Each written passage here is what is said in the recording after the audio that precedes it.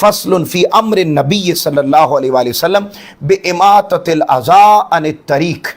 और इसके अंदर ये बात हमें समझाएगी कि अगर हम रास्ते में जा रहे हों और हम देखें कि रास्ते में कोई तकलीफ़ दे चीज़ पड़ी हुई है जिससे दूसरों को तकलीफ़ पहुंचती है, तो हम रास्ते में जाते हुए वो चीज़ उठा के साइड पर कर दें। तो आका अलैहिस्सलाम ने इसका अजर बयान फरमाया है। और ज़रा देखें क्या अजर बयान हुआ है। पहली हदीस अन अबी हुरैरा था रज़ियल्लाहु तआला अन्हु क़ाल क़ाल रसूलुल्लाह सल्लल्लाहु अलैहि वसल्लम अल ईमानु बिदउन व सबऊन शुअबतन फ़अफ़दलुहा क़ूलु ला इलाहा इल्लल्लाह व अदनाहा इमाततुल अज़ा अनित तरीक़ वल हयाउ शुअबतुम मिनल ईमान। हज़रत अबू हुरैरा रज़ियल्लाहु तआला अन्हु बयान करते हैं कि रसूलुल्लाह सल्लल्लाहु अलैहि वसल्लम ने फरमाया, ईमान की 70 से ज़्यादा शाखें हैं और सबसे अफजल ईमान ये है कि इंसान किस बात का इकरार करे, ला इलाहा इल्लल्लाह। ये सबसे ऊंचे दर्जे का ईमान है।